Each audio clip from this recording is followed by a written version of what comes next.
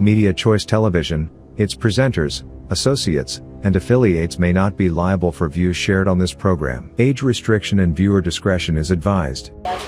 Kitweralikiriza nnyo nti kakati omulimu guno emirimu ekisinga obungi tugenda gyetwalira naddala wano tugenda mu kalulu oconsultinga public ku nsonga enkulu n'okuzikuŋŋaanya n'okwogeraganya nayo kubanga ye kimulemye ne bajja ne bakuggyako n'abantu bo ne babatwala boogere nabo naye nga gwetusobola kweyambisa baleaders boolina ogandiko kasezi zino kanzikuŋŋaanya era tugenda kuddamu nnyo okuwagira mwami Mpuuga oyo my leader okulaba nti addamu awo obukulembeze newandokatize mu kifo ekyo n'ekirala n'otuuka wali n'oleka abantu b'okulwanira obutebe nti gundi atudde mu katebe kange gwe kapiteeni gwe kooki ate nga n'okubeerawo tokola ki toliiwo n'okomawo bukobe gamba ffe tujja genda n'olw'ensonga effe tuvudde mu paalamenti kubanga abantu baffe babakubye nnyo nga tobuzala kubuuza bakubiddwa batya tebuba bukulembeze oba osizza nnyo omutindo ekirala kwolite y'obukulembeze gy'olina n'okumanya okutebuka eby'ensonga n'okukuba goolo weyeetagisa okukola ki okugikubira mukulu Ssenyonyi right honorable Joel Bishekezi Ssenyonyi alemeddwa nnyo wetwetaaga okutebukira tamanyi kutebuka wetwetaaga okuba goolo zimulemye okuteeba zimuyita mu buyisi agenda okutuna bwati nga goolo yakoze eki yanywedde dda obwamagwaya bususe ndabye abanamawulire mutaddeko nnyo nti the flopped leader of opposition saagala bamuyite flop ate saagala bamuyite Joel Magwaya wakiri mwami Mpuuga yagenda ku nsonga za health ku nsonga za kagirikacha ku nsonga z'amasomero netumulaba nga atambula yambisa billion sente ezo zimuweebwa netumulaba nga akuŋŋaanya opposition y'emunyonyi kati kino ffe tutandise okukikola ng'aba DP block ng'aba Whole Alliance ng'aba my leader era tugenda kuddamu nnyo okuwagira mwami Mpuuga oyo tonyamidde nnyo olw'ebikolwa bya bannaffe bennyini ate ab'oludda olukola ki oluvuganya kyewuunyisa titwagenze mu lutalo nga sayidi emu eriyo NRM sayidi endala eriyo ludda luvuganya naye ate ebikonde tubabuuzaako manaje Musinziro kubanga mutulaba mwebale gyonna gye mutuusaako engalo twozaayoza era tukulisaayo bannaffe banankyukakyuka ab'ekiwaayi kya National Unity Platform gye mwabadde mu kukunga saako n'okunoonyeza munnankyukakyuka Salim Sultana mwade munoonyeza akalulu ate mukensusso twebaza nnyo oyo akutte enkasi ekyasinze okuteekawo okuvuganya mu ggwanga lino ow'ekitiibwa ow'Embogo Robert Kyagulanyi Ssentamu tukuyozaayoza weebale nnyo okukwata ekibiina n'okukwata steering n'ovuga abannankyukakyuka ng'obatwala mu direction entuufu obumu bwe kimu ku kyasinze okubeera ekizibu ky'abannankyukakyuka obwegassi bw'okunoonya obuwagizi bw'okuteeka mu nkola ebyo bye tukkiririzaamu nti birina okukyuka nsaba okubategeezaako nti nze aliwa naayogera nga kankaka nze omu kubakkiriza nti eggwanga lino lirina okufuna kye bayita total overhaul sikkiririza mu kukyusa bwa pulezidenti bwokka kubanga nkimanyi pulezidenti abeera omu ate pulezidenti mpagi ntono nnyo mu kuddukanya ebyo ebisinga okunyigiriza omuntu wa wansi obukulembeze naddala mu nsi ezaffe eza Afirika bwe bwoba tokimanyi abagwagwa abasirusiru akabonda akatono kakwata abagezi abangi ne kabafufuggaza ne kabakozesa ensobi bwe weerowoozaako nti oli wa kitalo teweetabe mu kuteekateeka ngeri gy'olina kufugibwamu abasosoze mu mawanga beekwata ebifo ebyokumwanjo okusobola okuddira agendazi zaabwe oba enkola zaabwe ozikulembeza mu nzirukanya y'amawanga abo baba n'obukyayi the tribalists kakati gwe alowooza nti okukkiririza nti nno Kristo kasita yajja wano tewakyali mu Galatiya tewakyali mu Suuli ffenna tuli baawamu nti enkyukakyuka teri mu Salimu Sultana oba walinnya ki eri mu Nakyobe eri mu Kasajja mweri mu bantu ab'enjawulo mweri mu Bookyomu mwerimu bannaabirye ffenna ffe bamu amawanga tegakyatufuga. Kino nkyebaliza Oweekitiibwa Robert Kyagulanyi Ssentamu, weebale against all odds bantu kusibako amatu g'embuzi okuliisa engo n'olaga nti nno ekibiina kya National Platform tekikolagana na bintu by'amawanga. Ate era weebali ekisembayo kubeera mukulembeze mulungi. Abalala bwe batuuka mu bululu eyo kye tusinga okuwulirayo bwenzi na bubbi. Abasinga bwe bagenda n'abakyala b'abannaabwe tebakomawo kyekimu ze mbuto z'owulira mu maka g'abantu naye wammwe baabibasibako naye tebiriiyo. Ekirala ekisembayo mwenna bannankyukakyuka mwebale kuba bampisa. Abantu abasiba ku bannaabwe amatu g'embuzi baagamba kyekyo ekibiina ky'abayaaye baagala kwokya ggwanga ne buli gye mugenda okunoonya akalulu mwabasobola okutuuka ku ground direct mu byobufuzi. Siwulirayo mbuzi ya muntu ebuze mpozi nga be babyekoledde babibawaayirize. N'olwekyo bubadde bubaka bwakubayozaayoza newankubadde situwafunye buwanguzi. At some point tuba twetaagisa nnyo okwongera okukunga n'okubuulira bannansi kubanga ebbanga gavumenti y'abawabi yawabisa nnyo abantu abamu bakyakkiriza tiwakyaliwo ekisobola okukyuka oluvannyuma lw'emyaka 4. Ekituufu ebyenjigiriza bibi ebyobukulembeze bibi ate naddala eyo gye mwabadde abantu basula bubi beeyaguza lujjo. Olujjo yensuwa eyayatika nga tokyalinamu nakyotereka. Ekitundu ky'ensuwa gy'obadde oterekamu amazzi g'okunywa bwe yatika eba tokyalina mugaso osigala gyetakuza. Kale bagamba ekuba omunaku tekya. Enkuba ekuba omunaku ne bwekya esigala mu nviiri yeekwata mu nviiri ng'ekyalimu tekala ey'omunaku. NUP mwe kibiina mwekka ekibadde kitulaze tuyinza okuva mu nnaku. Kaakati puroguramu y'olunaku olwaleero njagala twebuuze ekibuuzo. Lwaki buli munnabyabufuzi eyagwa amaanyi ge agajje ku kukyusa obukulembeze n'agassa ku kulwanyisa ayagala okukyusa obukulembeze? Lwaki buli munnabyabufuzi alemereddwa be bagobye mu bifo bye bagobye abo abaagala okujja okuvuganya okutwala obukulembeze? Lwaki amaanyi gaabwe gonna mu kifo gy'okugatunuuliza okukyusa obukulembeze bagatunuuliza Robert Kyagulanyi Ssentamu? Ye topiki y'olunaku olwaleero. Nja kusinga nnyo okuwa reference ku bannabyabufuzi b'ekiwayi ekya DP Block n'abo bennyini abazze abataddewo ebibiina.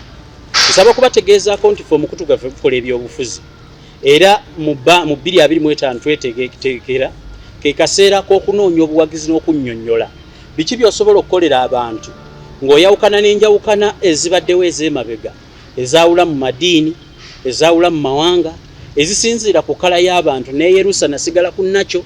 Ebyo ebitakola mu nsalawo yaani alina omutima ogusobola okwagaliza n'okuteekerateekera Uganda ebiseera by'omu maaso.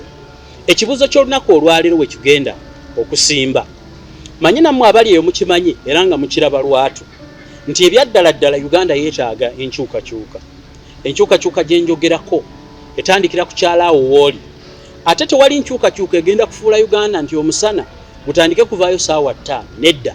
Enkyukakyuka gye twogerako kwe kufuula ekitundu ekyo ky'olimu okubeera better than how it is.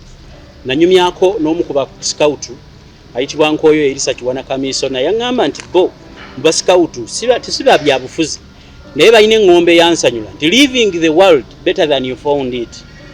Ensena okugibaamu ate n'okugireka kweganga nnungi okusinga bwe wagisanga. I think that should be the primary goal of everyone who is a change agent. Omuntu yenna ayagala enkyukakyuka. Naye tosobola kukyusa ggwanga nga tolina busobozi busalawo. Naddala okutuula ku mmeeza esobola okuteesa ebiteeso ne biwulirwa. Okujja obuyinza mu mikono gy'abannakyemalira. Nakyemalira ye muntu going against the will of the people. Oyo omuntu yenna ava ku bantu bye balowooza nti bye bituufu. Ye n'akola kike nga yeewaŋŋamiza ate ebiseera ebisinga ne bwakyewa okubanga akituukiriza ne kitaba n'atakituukiriza. Abo tubakooye. Naye nsaba okuba ttooki mu bannabyabufuzi abali ku ludda oluvuganya. Gye buvuddeko awo mwakiraba lwatu nti mu kusikaŋŋana ebifuba n'okwekuba ebikonde ow'opposition ow'FDC ate ye yakuba ow'opposition owa National Unity Platform n'otunuulira ebirerya. ebisajja ebisindikiddwa mu parliament okuteeseza abantu n'obatunuulira ng'ebyaddadaddala ensonga etuukira ddala ku ggumba ng'abo abagiyagaliza bagitutte era nga bagikutteko naye ate n'abasindikiddwa nti mugende mugiteeseze nabo ne badda mu kwebambira mu kifo ekitukuvu we waalirowoozezza nti naawe we waalivudde enteekateeka kakati nojja okitunuulira era nga era bwe kiri ti abantu bonna abeewaddeyo okubanga bayingira kye bayita enkyukakyuka basinze nnyo enfasisi yaabwe kugiteeka ku kulwana na kulwanyisa muntu omu kyewuunyisa njagala okureflectinga ku byabaddewo emabega jjo juzi wano ab'ekiwayi ekiyitibwa deep block bagenda ne bakuba olukiiko nga boogera ku byaliwo omwanyi n'okuteekateeka bo gwe bayita mayiriida Mathias Mpuuga omugobe munnamasaka atalina nsa omusajja eyawuuta supu w'abannamasaka oyo nga yeegabire ssente ezitamugwanira bo balowooza nti gye bujja mu maaso awo mu kirindirire bakusimbawo Mpuuga tujja kukyogera direct era bamutembeeta jjo ne bagamba nti bo gwe baagala kuba pulezidenti si kibi era twazeemu ne tubalaba ng'obumodi bwabwe n'okwekonga bakututte mu Bwakabaka mbu batwala oluwalo nga ddi mukaaku saako ne Mabikiro baatwala oluwalo kano ke kaseera mulabe obugologoosi saako obubumbe statues n'empumumpu enteekemu obuti okugiyita ente zonna nga ziri mu kibuga zeetooloola mukaaku jjo mbu baagenze okukiika embuga kye tutawakanya mu kikolwa ekirowoozebwako nti kyabadde kirungi naye tetubamanyi nti nno balina we baali bakikoze mu kutwala oluwalo lwabwe lubadde nga lwakulimirira ekibuuzo kye twebuuza mu discussion y'olwaleero mwebuuze bannayuganda lwaki buli muntu avaayo okwagala nti akyusa bukulembeze tageti ye tebeera ku mukulembeze akulembera ggwanga tageti ye atebeera ku mukulembeze avuganya akulembera ggwanga saba okutegeeza abantu waliwo ebigambo ebyayitiŋŋanye nga biyita mu musajja eyalimu ebyobufuzi ayitibwa Mabike ono agamba nti abali mu kuvuganya naddala aba opposition amuyise Joel Magwaya nti Joel Ssennyonyi buli goolo gye baali badde bateeberamu nga aba opposition emuyitako buyisi nti oba yeeteeba ekyo kigambo kimu ekyokubiri Samuel Walter Lubega Mukaaku oyo nno nga twali badde twakomadde okumwogerako naye this is a sire period twagitandise bagiyita sire period ebiize zengere saako n'empumumpu enteekemu obuti buli ezijja okweyita ente ne zikaabira emabega w'omwana bazizannyise tuvaayo okubabuulira ekituufu kubanga abamu muubisibwa sajjabbi nayo teribulako baliwagira ojja n'osanga ne mu nkiiko zaabwe muliyo seba abantu abakuba engalo ne weewuunya bati njagala nzireyo ku kibuuzo lwaki buli muntu ajja okuvuganya obukulembeze ate avuganya Robert Kyagulanyi Ssentamu ntegeezaako abantu mwena abaagala okwetaba mu byobufuzi saako n'abantu abalowooza nti eggwanga lisobola okukyuka wano mu nsi zaffe eza Afirika tewali kyoyinza kukyusa nga tolina buyinza ebyo ebyekisiru abantu bye baddamu simanya wandiika manifesto simanya wandiika kino simanya police biki nkimanyi bulungi nti buli munnayuganda okimanyi nti weetaaga ensi okugibeeramu ng'eri safe weetaaga ewantu ewali safe wosobola okukolera investments ne zibeera nga weetaaga ensi eri safe omutali butabanguko you need a safe country weetaaga economy omutali monopolies nti mulimu abantu abakoleramu ng'ebintu ebikyasinza okufuna amagoba be babyegabira ate nga bakukwata gwe singa obyenyigiramu nti weetaaga omusolo ogw'ekigero ogutukanye eggwanga nga ne bwe gukuŋŋaanyizibwa gukola ebyo ebituufu ebyateekebwateekebwa ababaka abakiikirira abantu si abeekiikirira ndowooza nti weetaaga eddwaliro eddungi nze ndowooza nti weetaaga emmere ennungi primary the basic needs of a human being weetaaga okusula obulungi weetaaga okusomesa omwana wo buli kimu okyetaaga mu bulungi bwakyo tewali weetaagira manifesto kukubuulira nti ebyo obyetaaga nate era bino byenjogerako mbabuulidde tolina kyosobola kutuukako ekimu ku ebyo na welfare tolina bw'ogituukako ne bw'oba musabi ng'osaba nnyo Mukama Katonda ne waba Mukama Katonda akuwa ayina kukuyisiza mu kukukyusiza bakulembeze ne bwoba osaba Mukama Katonda omusaba nti tuwe omukulembeze omulungi anaawuliriza bye tugira so n'olwekyo Mukama Katonda naye kennyini ayamba abeeyambye talina bwakuleetera mmere enfumbe n'agikuderivalingira ku mulyango nga bwe yawa abaana ba Isirayiri bagiyita batya emaanu n'abasuulira emigaati nti baakeerawo egiryawo naye era okukkiriza kwabwe kwali kutono nga bw'abawa emmere nga basaba bbiya nga bw'amala obbawa ekyokunywa nga basaba abakazi buli kimu omwana w'omuntu taba mukakkamu ebyokulabirako ebyo mbe bwadde kubategeeza nti buli munnabyabufuzi alina obwongo obunafu obulowooza nti olina ky'oyinza okukyusa nga tokyusizza bukulembeze gw'oli mu stone age okukulembera mu Afirika kwerabire n'olw'ensonga eyo amaaso tegalina kuba amabikke biboogera bano abalemwa ba Walter Mukaaku bye boogera amaaso gonna galina kutunula mu kukyusa baani abasalawo biki ebirina okusalirwawo okubakyusa mu ngeri bbiri either bave mu buyinza wajje abaagala ate baddeko ebbali babirabe nga bikolebwa mu ngeri ennungi si butabanguko nedda nze nzikiririza mu nkulembera ey'enkyusa y'obukulembeze wakati w'abantu nga beegasse kitolo okutegeera kye baagala ne bakiteeka obuyinza obwo ne babusigika oba ne babuwunzika mu oyo gwe balowooza nti anaatuukiriza era ne basigala n'obusobozi obumuzzaako ebbali oba obumuggyako singa aba alemereddwa okuteeka mu nkola ng'ekyo kye baagala singa atuuka n'akivaako balina eddembe okwekunga mu referendum ne bakkiriza wamu ne bamuyisaako ekiwandiiko nadda ebbali si kkubagana miggo nedda kaakati buli wotunuulira bannabyabufuzi abavuganya gavumenti ekyaddaladdala bano abaliwo bagule first of all basaba policies nga bazisaba omuntu abasanze mu byobufuzi nga bo baalemwa ne bamusaba abawandiikira ebiwandiiko era bw'oba owuliriza bulungi n'owuliriza ono w'amagezi amatono Mukaaku kuba amagezi ge mu byobufuzi matono nnyo bw'omuwuliriza akugamba nti Bobi Wine alina okutuyita ng'abakulembeze atugatte ku kintu olw'okuba ekyabwe kyagulibwa ate nga n'obubonero bwabwe obusigadde bo bennyini obalaba nti kuva dda babayita bannamuli namulindyamu namunondyamu buli waasanze n'olwekyo nsaba okubategeezaako mwenna bannayuganda nti tewano ekyaddaladdala bwe tuba tutunuulira okuvuganya n'okuteekawo enkola empya esobola otunuunula okuva mu bintu ebitunyigiriza ffenna focus tulina gye tunuuliza mukulembeze omu ayitibwa Robert Kyagulanyi Ssentamu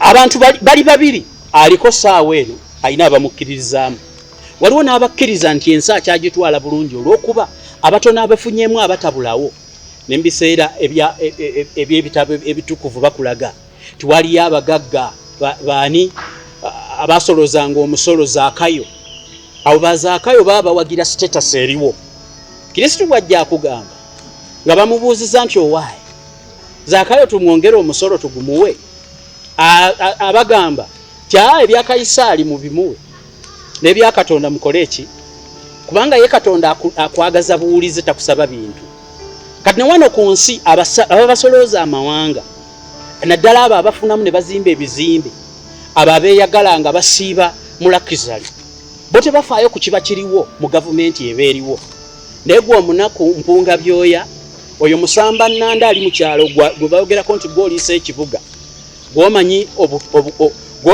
obuzibu bw'ofuna nga olumiddwa omusota n'otuuka mu ddwaliro nga teririna yadde antivenom antidote gwomanyi obulumi bw'oyitamu mu kuzaalira ku mukeeka ng'abalala bazaalira mu baziyita batya zino bedi baziyita batya comfortable beds zebateekangamu abantu mu covid gwomanyi obulumi bw'okuweebwa panado nga lubuto lwe lukuluma gwomanyi obulumi bw'ogenda okunywerako ekigagi n'omululuuza ebyo by'ogenda okwenogera gwe kennyini ng'abalala b'olimira emmwanyi ne bazisolooza n'ebitongole ebisusobozeseza okufuna ku muwendo ne babijjawo bo abaana baabwe bali mu Harvard bapasuwinga career gwokimanyi kati mukana akaseera concentration y'omuntu talina kugiteeka ku baseddekezi bw'oba owuliriza nga otaddeko ne rediyo yo actually nga n'amasannyalaze tegatuukanga mu kyalo kyewamwe oli ku manda towestinga manda go kugawuliza birerya ekirye lyali eryanda erifumuuka amangu nga lyo omuliro bwe gukwata terifumba mmere kujja be bano ba Mukaaku. Jo nawulidde nti waliwo n'ekibiina ky'ebyobufuzi ekipya bakiyitaani bakiyita Citizens Accord Party. Kino kirimu abantu babiri, Peter Ochomo ow'Ekkumi, simanya ne Rose Eyoru ow'Ekkoboko. Abo nabo balina ekibiina bakiyita People's Accord. Kala yaabwe gold, white ne black. Generally yellow anyway. Bana FDC berumiriza nti mu bubbi bakwata kisooka. Era abatali babbi basalawo ne bagamba tikabakole ekibiina ekirala, People's Front for Freedom, nti kino kisusse obukenuzi. Abo nabo bali awo ne wajja wabeerawo bano simanya DP Buloko.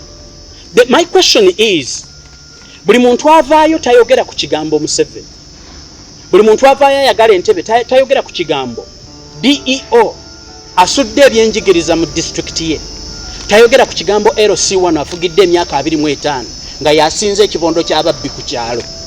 They talk about Robert Kyagulanyi Ssentamu as if Kyagulanyi is the god of the opposition. Ayina okubategeerera kutuuka mu bisenge byabwe ekitanda kitunulewa. Mbasaba mwewale enkola eyo era nga bannankyukakyuka mwenna mbajjukiza akagambo kano, eyes on the prize. Ekyaddala abategedde ebyobufuzi, abantu abanyigiriziddwa mu kimanyi, without power there is nothing you can do. Nga tolina buyinza, nga siggwa asalawo ebikolebwa, tosobola. Mutunuulire ebirerya bye twasindika mu paalamenti ebisukka mu 15,000. Abantu bemulowooza nti nno basomi, nti era baasoma. Actually okusoma is necessary, but it is not enough. It is just a necessary condition that someone is going to go for an election, he should qualify for advanced level. Ekyo kiri necessary. But common sense is enough. Common sense kimala okuyingira ewateesezebwa n'okitegeera nti weetaaga ambulance okusinga mamba, nti weetaaga thermometer okusinga kibooko, nti weetaaga ennoni okusinga amasasi. I think that is in common sense. Kakati bw'otunuulira bonna abantu abaliwo, era nga nnyongera okukubiriza n'okwebaza nti bino ebiriwo tebibayigula ttama. Ennaku zino opposition bwegenda mu by-election tekyawangula, kubanga that is the war of the dictators. Dictators have a season. Buli wogenda mu kalulu mwakawangulanga, kubanga bamalanga okubba kano akabangi ne batwala majority ne mubakubira mu by-elections nga mubayingiza court. Kakati court zaafa, emisango bagisala zigizaga. Kati neyo nayo court bwe zaabalema babayingiza mu kali akazannyo. Even in a by-election, opposition can no longer win a by-election.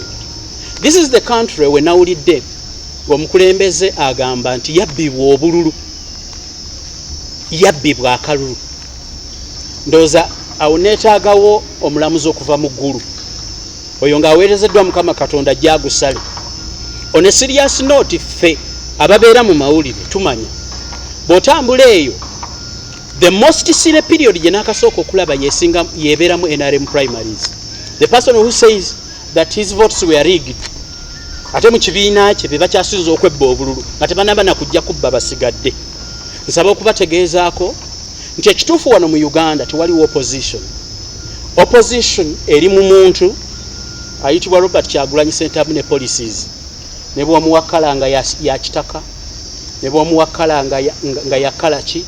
Still we still have hope.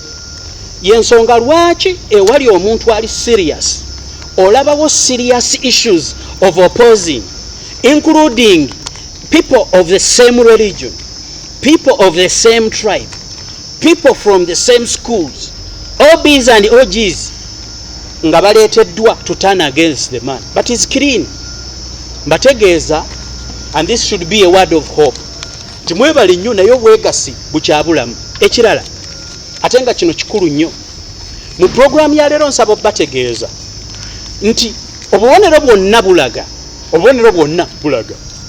nti mu bululu obuddako mugenda kubeeramu abantu abeesimbawo bangi, era nga bwe kibadde emabega nti abasooka okwesimbawo babaagala ssente, babaagala birerya, banzigyemu ssente mmeka kaneesimbewo ne Museveni ampeeyo kampadde.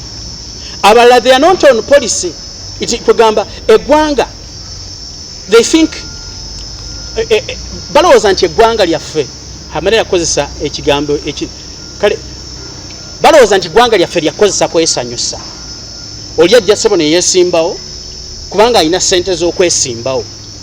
Bw'otunuulira obululu obuyise, majority of the people who come to election are just there. It is said by them that say it nti baba bazze kulegitimizinga oyo agenda okubba akalulu. Ti just in case nga opposition leader aleginze nti nno bampa banzibye, bano abalala baveeyo kyere bagambe nti wamma tebanzibye nze mbikkiriza omunaana gugambe. But buli kintu kirina obudde. Constitution endala emabega eziriwo ezitafevalinga nga regime nene eriwo. Ba president abaliko bwe bavaawo nga abantu bali balowooza nti ebintu ebikolebwa si bituufu zaavaawo. People don't have trust in the constitution. People should have trust in what they believe their country should be. Abantu balina okuba n'obwesige mu kye bakkiriza eggwanga lyabwe kye lirina okuba, so si mu kiwandiiko kya constitution kye bakeera ku makya ne bakyusa for interest of only one person. Nze nno obukulu buno bw'okula Katonda akuwa emyaka n'ojjolaba ebintu. Kakati bwe tukuze tutandise okutegeerera ku ddaala ery'ensi yaffe mwe tuli nti tetulifunayo ndala. Buno bwe nzize nkitegeera nti obukulembeze ne gavumenti muntu omu. Wano mu Uganda afuuka president yabeera obukulembeze. Ensi eno we long for a country. Tuloota ku nsi ng'abalamuzi balamuzi si biramuzi, nge kooti si biyumba bya nte. Tuloota ku ggwanga ng'eddwaliro si lufula. Tuloota ku ggwanga ng'essomero si kidandali. Tuloota ku ggwanga ng'enguudo si ntaana. Tuloota ku ggwanga ng'amasinzizo eriyo Katonda si Lusifa. Tuloota eggwanga ng'omuntu afuna muntu uyoze, ng'omulimi bw'alima lumonde n'amutwala mu katale ne bamugula. Tuloota ku ggwanga nga mu busuubuzi omuntu asuubula kyenkanyi n'abali mu buyinza. Tuloota ku ggwanga nga ffenna tusasula emisolo gya kyenkanyi nga temuliimu banyigirizibwa. Naye newankubadde ne Kristo bwe yali ebiseera ebyo ng'ali wano mu nsi yasangawo abatundira mu yeekaalu n'abakuba emiggo. Tuloota ku bakulembeze abafaayo nti n'ensi tegenda kukoma ku bo. Tuloota ensi ng'ebiwandiiko ebiwandiikiddwa bannansi bye bateesezzaako nga si bitwala budde ebiyitibwa constitution. Eryo nga lyebbaga abantu mwe balina okufugibwa n'okulamulwa naddala mu mateeka ago gabateeka singa abaasobezza. Tuloota ku ggwanga nga amakomera bifo byakutereeza bantu so si bibagalo byakuttiramu bantu nakubacunya nakubamalako mirembe. Eggwanga eryetaagisa lyeryo nga mazima ddala bw'oliyingira ku gundi kugamba bw'oliyingira ku kisaawe n'akasawo essimu tebbibwa singa oyingiza ebintu byano nga tebisokoolwa. Tuloota ku ggwanga nga gobaadde contract bw'abaazimbye oluguudo azimba ne bajja n'abazzukulu baluyiteko. Lyeryo eggwanga lye tulowooza nti oli aleeta eddagala ly'ebirime taleeta lita birime biri mu kitundu kimu aleeta ebigimusa ekitundu ekirala. Tuloota ku ggwanga nga poliisi okujja okukukwata singa ebezze ng'ozizza omusango ekunnyonnyola. Situloota bakuumaddembe bakuba bantu miggo okutuuka kubatta na misambagere. Tetuloota musirikale kugamba tuloota ku ggwanga ng'emmundu eriwo okututaasa ku bulabe buvudde wabweru wansi yaffe so si mu nsi yaffe. Ebyo bye tulootako. Ebyo bye birooto bye tulowooza nti nze mbyogedde wano nga sirina kiwandiiko kiyitibwa constitution. Why would people be demanding write-ups batandika okujerega nti gundi. Lolwekyo ebigambo bino mbibasaba bigende eri mwenna abalowooza nti eggwanga lina okuddukanyizibwa mu nzirukanya. Ekisooka mubeere emabega w'omuntu gwe mulowooza nti yoyo. Muteeke omuntu mu buyinza oyo atali kyereeta nti yajja na mmundu. Oyo mumuteekewo n'amaanyi gammwe olwo lwe munaasobola okubeera n'accountability okumubanja ate gw'otaaleeta omubanja otya. Ffe kennyini tuloote ku kintu omuntu kyasobola kubanga ffe tukyeteereddewo. Mulabye nti n'abakulembeze abatono abateekebwa mu bifo ebyokuteesebwamu nga parliament abo abalondebwa ababatuma oyo alonda mu luzungu balina olugero enjogera egamba nti whoever pays the piper determines the tune. Oyo yenna aleese omufuuyi w'omulere yamubuulira amuteremu kayimba ki. That's what people are dreaming about. People are dreaming of a country where someone is assigned because he has the qualification, not because he's a brother of the assigner. oba muntegedde bulungi kakati mu this short time emyezi egisigaddeyo oba akaseera akasigaddeyo we can't be putting our focus on useless issues like Mukaku. Tetusobola kutubanga tuteeka focus yaffe on useless issues like Impuuga. Someone alleges we can't be putting our heads fe omuntu ekyaddala nga wava Masaka omutwe gwo oguteeke ku my leaders ayiya Mpuuga. Can someone concentrate on the fabric of the nation? What is the fabric of the nation? Emisuwa ejidukanye eggwanga lino giri ki? My leader. Emisuwa ejidukanye eggwanga lino giri ki? Ebyaddala ddala. I want to tell you abantu mwena abategedde ebyobukulembeze not to be derailed. Omuntu okudirailinga kwe kujja nga oli bwanajje gali y'omukka n'agijja ku luguudo olutuufu lw'erina okutambulirako. Derailing it nevaako eba erina kugwa kubanga eba tekyalina busobozi bukola ki butambula. This is a time of propaganda. Buli muntu yeetunde alowooze nti nno byayogera bye bituufu olowooze nti nno byakola ki. But look inside you.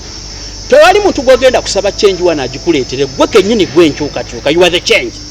Why would you want to change something ku muntu ali mu state house Entebbe? Because bobo oyagala to make your village secure, you should put the security yourselves.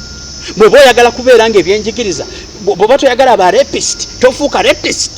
Bobo toyagala mwana wasobezebwe kati tosobya kuba abalala.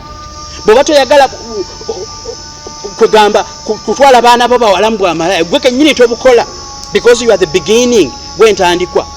A country where all of us have equal opportunities. Finanga tuyina emikisa gya kyenkanyi nti omulimu gulangibwa nga tewali yagututte, nti omulimu gulangibwa mu mpapula z'amawulire abalina okufuna ne baguvuganyako kusinzira ku ani alina busobozi. Ate si busobozi bwa bitabo mbuno nyina doctorate, nyina honorary doctorate, ndi doctor mubuulizi wa njiri kakati nze ngwanidde nedda. Obuyigiriza obwo obulimu common sense nti omuntu aleeta strategizing. We need twetaaga youth minister ng'ebyaddala muvubuka. Twetaaga youth minister ng'ebyaddala muvubuka. Nosanga youth minister w'eggwanga ng'ate naye alina omwana atuuse okubeera minister wa youth ng'oyo naye minister. Nosanga minister wa ICT, information and communication technology ensi weddukira ku speed nga yasoma cosmetology. Minister mulamba nga yasoma kwesiiga bizigo. Kati minister yasoma kwesiiga ebizigo agenda kukyusa atya ICT tuddukira ku speed. Abantu bali eyo somewhere they did not even have formal education, tebalina degrees, bakola apps ne ziddukanya ensi eno, bakola ebintu ne biddukanya ensi eno. Technology is moving fast. Tubeera ne ba ministers abatalina yadde kintu kye yali akulyetinzeeyo. They have not even written a proposal of a good project for the country. They have not even created anything. Nosanga ba scientists be Uganda abakulirwa minister wa science agenda okwebaza omutrafiki. Simanyi omutrafiki yasaze bulungi endongo nga akola ki omutrafiki eyayimiriza obulungi emmotoka ng'enkuba etonnya oyo minister wa science. Policy making tewali bwogenda kukyusa kintu nga policies ebiseera ebisinga ziri against the people. Abaana wano bayiiya mu mawanga gaffe mulimu abantu abali creative naye creativity bagiza ku social media. That everyone says whatever they have to say on social media. This is the only country without people who can support innovators. We need a country, a progressive country that runs to the speed of what the world is right now. The sick man of East Africa, Gwanga ya Feribere, sick because of what? Policy making. Kakati ebyo ebintu abantu bano bannabyabufuzi be batabagamba. All the ebintu ebibasinga okubateekamu. Gundi yagenze bwati yayambadde bubi anfaananidde bubi. Are those seriously the things? Is that the fabric of our country? Kugamba ekyo gy'emisingi eggwanga lyaffe kwe liyimiridde kwe lirina okuddukanyizibwa ebyo bye bituufu. Nosanga abantu nga bayise mu press conference instead of presenting themselves, presenting ideas that can add on someone who is at the front line, they are discussing the character of an individual. Omwami Robert Kyagulanyi Ssentamu tagenda kuba na mpisa zonna bamaama bamwe ze babayigiriza. Ebimu ajja bikola, ebirala bijja mulema. Ebimu bijja kuyitawo, ebirala government ejja bigaana. Ebimu ajja bipushinga abeeko waabikomya. Abalala mubisikenga mubitandikizaawo. Naye kyewuunyisa essajja erirowooza mbu lyasoma likanula amaaso liyina n'envi mu mutwe mu birevu nadda mu kudiscussinga character. Omuntu if you want to say narrow-minded person, that is a person who leaves the issues and discusses a personality. Why would you discuss lwaki omuntu simanya eyo kala yaffe ffe tugirina eyo yabadde kala yaffe? Have we seriously as a country reached to that level? Bano abeeyita nsaba bannayuganda mwenna mwekengere abeeyita aba-experienced politicians. Experience is of no use to a failing country. Tewaliiwo muganyulo gwa experience mukugwa nti gwolina experience nyingi mukufuna F9 nti olina experience nyingi mukulemesa. Kati bano bannabyabufuzi abaliwo, what importance are they? Why should they say if a opposition ffe tulina experience ffe twebuuzibwako mwebuuzibwako mu gavumenti egwa so mulina experience mu kusuula? Singa eggwanga libadde litambula nga liri progressive nga ligenda mu maaso nga neewaliwo n'ekitambula twaligambye nti twebuuze ku bano ensi baagitambuza batya obulungi ffe ng'etulemye tugizza mabega. But our country has been to the dogs. Ensi yaffe ebadde mabega nnyo. Kakati what lesson do you pick from someone who says he's an experienced leader? Mbuye ayina experience yera yalina okwebuuzibwako mu byobufuzi by'opposition singa eggwanga lyaffe libadde ku level nga liddukanga bw'olaba Dubai twaligambye nti abakikola batya tubayite tubeebuuzeeko.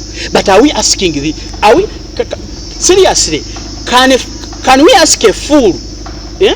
Tusobola tutya okubuuza omusiru nti waayo obusiru bw'emabega wabukola otya tubunyirize? Kubanga kati be baliwo bw'otunuulira current opposition abasinga beesimbawo ku Museveni yabalemerako. So can they give you a strategy to oust Museveni? Is there any way ono gy'asobola okuwa eyagwa mu bululu ayina engeri gy'asobola okuwa okuggyako Museveni? Kubanga yo already yamweyimbamu n'agwa taweza na bululu buyinza mukkusayo kennyini kyamisana. Kakati omuntu n'agwa ku bwemupi family wise talina family eteredde bamukwatira mu loogi bamusanga ne mukamusajja ne bamukuba essasi omulala bamusanga ne kamusajja ne bamutwala mu kooti. Bannabyabufuzi balemererwa okulabirira abaana bo kennyini tebalina. Kati what serious achievement can you get from Mabike? What serious achievement can you get from Simaya Mukaku? Seriously kintu ki ekiri serious kyosobola okujja mu current opposition leaders? Nabo betulowooza ati twali tubalinamu essuubi nti Mugisha Muntu yalwanako ne President Museveni anabawa tactics woowe ebyo nabyo tebiriiyo. Bano simanya ex-MPs kati nga MP2B already yagwa wabula kati saawa eno bategese 2,000 za walagi bategese emmotoka ennene bataddeko n'emipiira n'ebipande baleeta. Kakati abo twali tusoma ebyafaayo mu history batugambanga nti putting old wine in new bottles. That's what these people are trying to do. Old wine in new bottles. Omwengo omukadde n'oguteeka mu ccupa empya tekikufuula mupya. Kakati for now Robert Kyagulanyi Ssentamu bannaffe ab'NUP they had created an alternative leadership strategy. Alternative leadership strategy ng'efokasinze ku kintu eki power ng'efokasinze ku leadership. Kakati bano ba stray dogs embwa erunduze embwa evudde ku gundi ku mugendo bajja bakugamba tubuulire ogenda kuddukanya otya ebyemizannyo, tubuulire ogenda kuddukanya otya ebyagundi. Ekituufu omukulembeze kyalina okugamba abantu nti njagala kujjawo obukulembeze buliwo ebirala mbitereeze. Kyekyo tewaliwo kirala muntu kyayinza nze kuŋŋamba. Bino ebisigadde oba osiwansaano ku mazzi mu Afirika nga tolina buyinza tewali kalungi kyokusobola kukola. Ne bwe kaba kalungi mukiweeko obujulizi bannaffe abagenze e Bulaaya. Mulaba policies mulina ebintu by'obwereere. Bw'oba oyagala kuzimba wano ddwaliro ne bw'oba oyina ssente nga buli kyuma okirina ng'oyagala kukijja bweru kireeta mu ggwanga wano okuzimba ddwaliro olina kuyita mu babbe hafu ya ssente zo z'okuzimbamu eddwaliro ne bazibba. Kati ne bw'obeera mu ssaawo ng'ogamba ebyobufuzi tebinkwatako nze nja kubeera mu theatre nnongoose ojja kwetaaga makansi egenda okusala omuntu gw'olongoosa naye olw'okuba waliwo omubbi ow'ebyobufuzi eyagiremesa okuyingira egaana okujja. Bannaffe abasuubuzi mumanyi equipment mumanyi ebintu ebiri ku mulembe oguliko bye mugenda ne musanga mweza ensi ne bakubuuza musimanya nga wano tetukirabangako. Wano osanga ebitongole ebinoonya omutindo simanya Bureau of Standards nga yoke nyini teri ku standard kakati Bureau of Standards etayina kye yali eyiyiza etegeera gati omuntu etegeera eti omutindo gw'ekintu kyetayiya awo ne batuza mu bitabo anti osoma bwoti gw'olina eggwanga ly'olowooza erigenda okubulira nti omutindo gwa kino mubi tukiyingiza mu nsi yo n'ebyuma byennyini ebikebera omutindo be mwagala okukebera omutindo be baabikola kati ggwanga ki eritamanyi na mutindo gwe lirina kebera ate erikebera omutindo. That's why everything here is of a low quality. First of all, there is high rates of tribalism here. N'abakugu bolowooza nti bagenze ne bafuna obuyigirize mu nsi ezibitegeera tebasobola bawa mirimu because wano mwana wani yakola. So such a country temusobola kubeeramu bannabyabufuzi bafokasinga ku muntu omuntu essuubi ly'abantu, the ray of hope. Omusana gwayaka ne gulyoka gwakira Uganda ne gujjayo okugulu kumu ne gutuwa ati aha mulabye ekitangaala. Kakati mu kaseera katono I'm wondering buli muntu eyali badde fokasinga okutereeza obukulembeze, all their focus is on abusing one person, the personality, entambula ye. Simanya lero yagenze Bulaya yakozeeyo ki. People are creating WhatsApp groups. You think that they are discussing sense. They discuss nonsense. Nosanga omuntu ali mu group instead of putting an alternative idea kikyalowooza ekintu kyatakkiriza mbwe kinakolebwanga agamba anti Bobi Wine yagenze Bulaya anti gundi yagenze Gindi mumulaba bwali nnyonyi Bulaya bagendayo batya obukawo nga kinyonyi kambuuze Bulaya bakusika muzimu nga sabo nti olina okugendayo gulina kuba muzimu bulyoke gugende gukiike Bulaya bwe mutandika okugendayo etiizoke ye bwagendayo it is not alright. Nosanga omuntu ne mumusebako simanya alya sente z'abasiyazi simanya alya biro simanya alya akola biki simanya akola biki. Why would people at this particular time instead of focusing, instead of strategizing how leadership moves from these hands to these other hands, abantu lwaki mu concentrating kwebyo? I want to call upon all Ugandans naddala bannayuganda abakitegedde ng'ogyeko abatono abafunye nga bwe nagambye mirembe gya Zaakayo Omuwooza naddala abatali bakika kya Zaakayo Omuwooza mukitunuulire teriiyo kintu kyonna kyoyinza kukyusa nga tolina power. Tekiriiyo. Teriiyo kintu mu mwanga gano agafa aga Africa kyoyinza kukwatako ne kibeera ky'amakulu nga tolina buyinza. Toyinayo biwandiiko kyogenda kuwandika kibeere sweet like how. Toyina sala yonna gyogenda kusaba Mukama Katonda akubumbire ensaju kuteekemu wanene ensaju kujjemu okujjako ng'akusse n'akutwala mu kwesiima. But the moment you are in this country ekintu kyokka ky'osobola okukola n'okyusa obukulembeze ky'osobola okukola n'olwako ky'okyusa mu byenfuna muki ne bw'oba mu ddiini kubaako na mukulembeze alumirirwa ggwanga kubaako na mukulembeze oyo w'ensi ng'agyagaliza birungi. That is the only thing you must focus on. Now ebintu byonna in times of necessity there is no law. Mu kaseera ak'obwetaavu tewaba mateeka. Mu kano akaseera k'obwetaavu bw'obukulembeze we need to concentrate. Oba wa mukyawa Kyagulanyi kati ebyaddala yasinga, oba omulinako akakuku, oba mwakwanako omunga mukyasoma kati yasinga. We are concentrating on leadership okusobola okutereeza ebiseera by'abaana be muzadde mu maaso n'abaliwo abo abaliwo n'abaliddawo. So right now why should people concentrate on buli musajja kakola ebisajja ne bijja ne bikoloka press conference. Njagala kusembayo nga ntegeeza ebiwayi by'abantu bino bibiri. Ekisooka be bayivu. Omuntu eyagenda n'abugumizibwako tafaanagana bano bakyawakati half baked. Engano etayidde tesobola kuvaamu capati etegeerekeka. Kakati bano mubaveeko abayivu mutuyiyeeyo nnyo. Mwasoma ebintu eby'amagezi ebisobola okukyusa eggwanga mubituddeko. Kyova olaba nti abakyasinza obwavu mu ggwanga luno ate si bayivu. Abo abatudde mu bifo gye mwalina okusaavinga ate ba school dropouts kubanga mwetuddeko mulemye okuyamba eggwanga lino dizza ku ddaali eriddako. Kino nkibabuulira nga nkowoola abayivu mukwate omuzindaalo mubuulire ensi mukwate omuzindaalo bannaffe abasoma ebyafaayo mujjukize abaliwo okuba beerabidde kiki ekyali mu byafaayo byabo abaaliwo nga bano tebannabaawo kiki the trend of behavior gye mulaba kati. Make deductions, make conclusions, give us reports. Mubuulire abantu, make write-ups muziteekewo, make videos muziteekewo. Naye abayivu in philosophy mukkiriza abasumba abafere bakwate mu kintu naye mwasoma philosophy.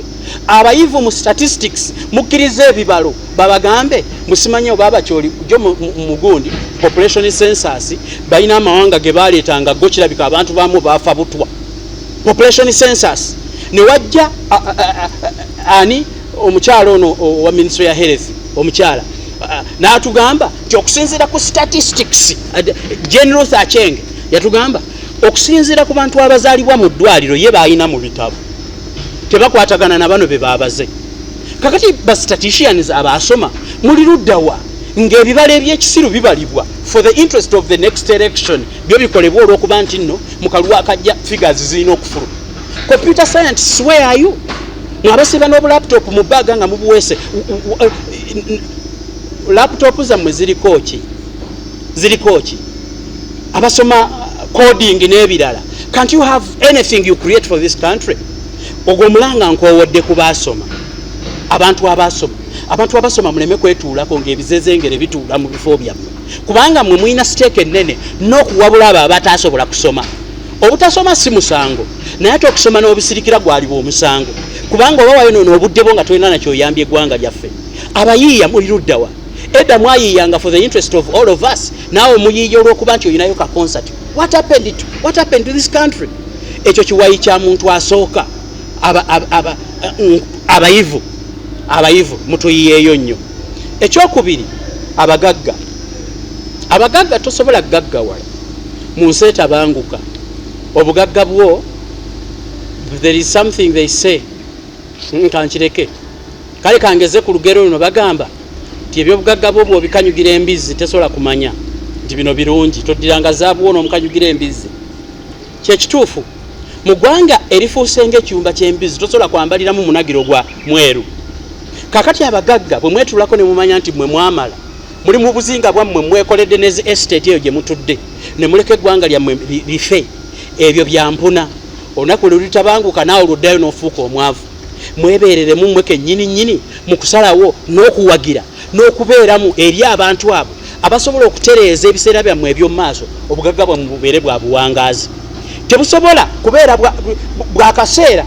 Nja kuseebyayo bannaffe abatambuza kye bayita information ab'amawulire.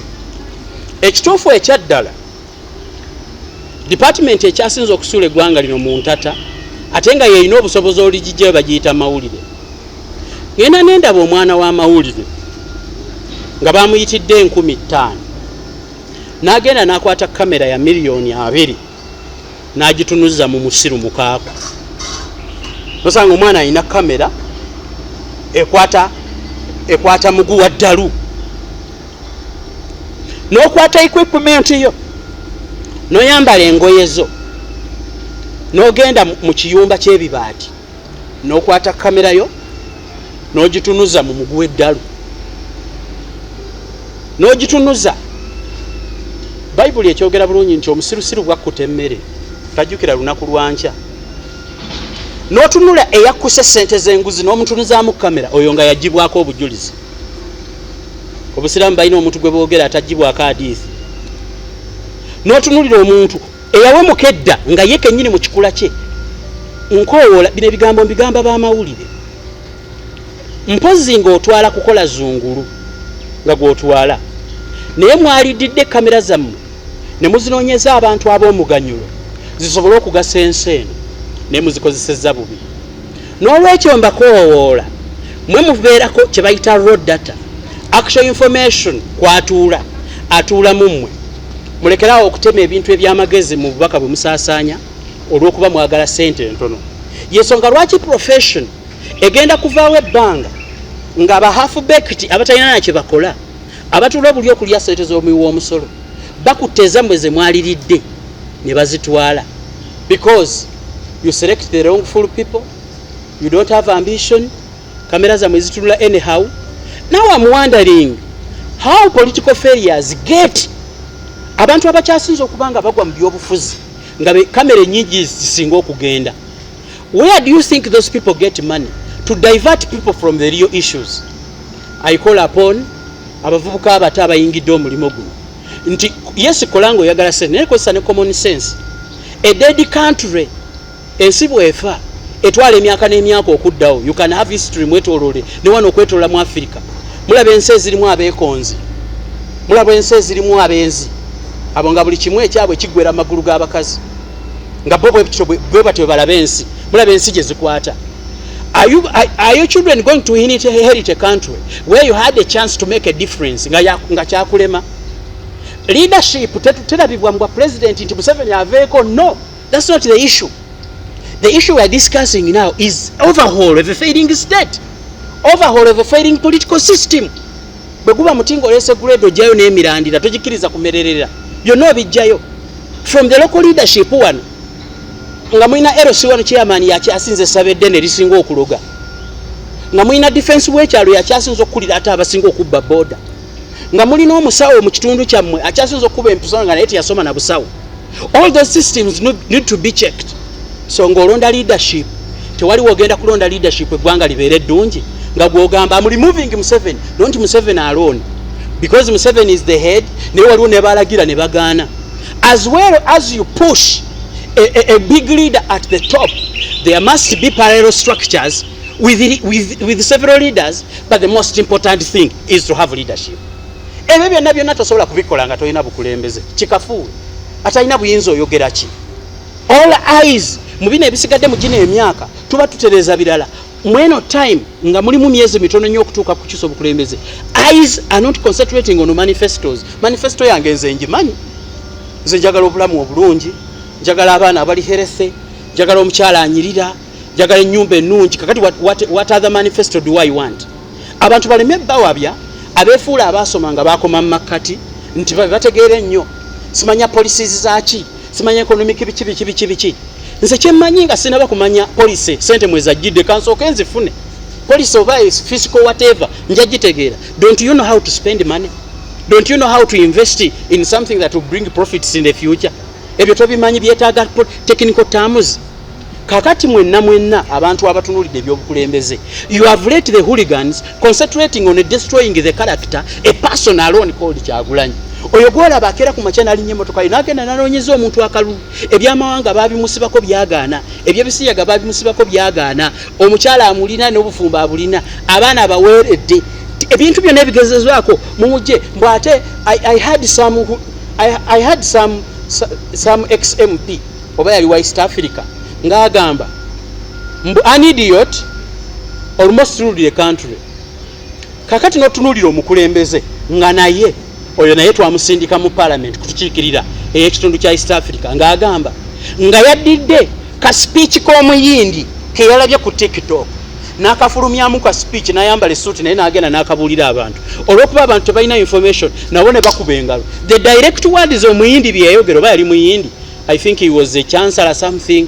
That speech happened on some graduation party. N'akyusa ebigambo mbu simanya an idiot almost ruled our country in 2021. An idiot almost ruled our country. Oyo naye nga yekyo kyasobola okukola. He can't even formulate a speech of his own. Tasobola kwekolera ebigambo agenda n'akopinga n'apestinga wano to fight only one person. I'm asking you, why is the focus focusing on fighting only one single individual except giving us alternative ideas?